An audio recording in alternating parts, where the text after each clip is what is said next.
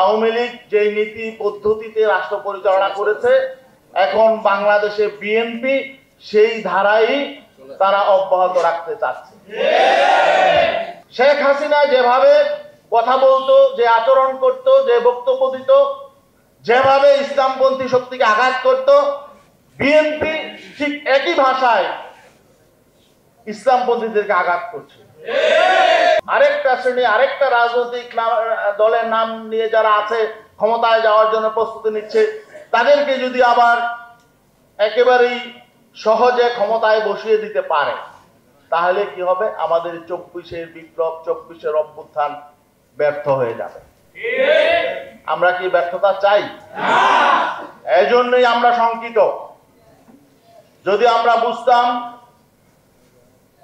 যে তারা স্বাধীনভাবে আমাদের রাষ্ট্রকে পরিচালনা করবে, বাংলাদেশের গণমানুষের আকাঙ্ক্ষা বাস্তবায়নের জন্য তারা এখানে এমন শাসন নীতি প্রণয়ন করবে যেটা এদেশের মানুষের বোধ, বিশ্বাস, ধর্ম, সংস্কৃতির আলোকে হয়, তাহলে আমাদের কোনো শঙ্কার কারণ ছিল না। আমরা দেখছি, আমরা পরিষ্কারভাবে বলতে চাই, আওয়ামী লীগ যে নীতি পদ্ধতিতে রাষ্ট্র পরিচালনা করেছে, এখন বাংলাদেশে বিএনপি সেই ধারাই তারা অব্যাহত রাখতে চাচ্ছে। তারা ৭২-এর সংবিধান সেটাকে আঁকড়ে ধরে রাখতে চাচ্ছে। শুধু তাই না, তারা ৭২-এর সংবিধানের বাইরে আমরা যারা কথা বলছি, আমাদেরকে বলছে রাষ্ট্রবিরোধী, আমাদেরকে বলছে স্বাধীনতা বিরোধী, আমাদেরকে বলছে মৌলবাদী। ঠিক না? ৪ গুণ শক্তিশালী এনজাইম ও অধিক ফেনা সমৃদ্ধ অরিক্স সিলভার ওয়াশ মাত্র ৭০ টাকায়। তাহলে বোঝা গেল যে আওয়ামী লীগ শুধু আমাদের আন্দোলনটা তো আওয়ামী লীগের বিরুদ্ধে ছিল না, ফ্যাসিবাদের বিরুদ্ধে ছিল। ৭২-এর সংবিধান, যেই সংবিধান আমাদের রাষ্ট্রকে বিভক্ত করেছে, জাতিকে বিভক্ত করেছে, দুর্বল করেছে, ফ্যাসিবাদকে এখানে প্রতিষ্ঠিত করেছে, স্বৈরাচারকে এখানে বারবার আসার সুযোগ করে দিয়েছে, আমরা তো সেই সংবিধানের বিরুদ্ধে আন্দোলন করেছিলাম।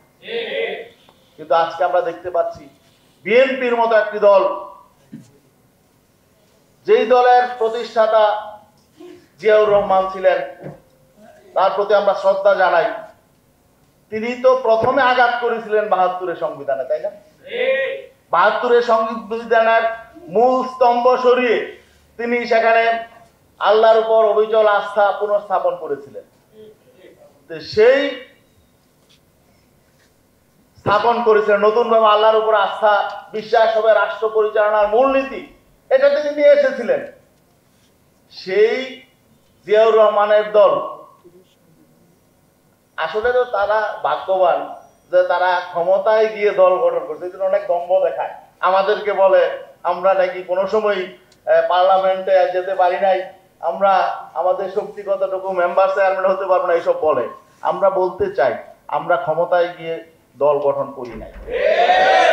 ইসলামী আন্দোলন বাংলাদেশ তিলে তিলে জনগণের মধ্য থেকে গড়ে ওঠা একটি রাজনৈতিক দল, প্রতিনিয়ত এটার জনপ্রিয়তা বাড়ছে।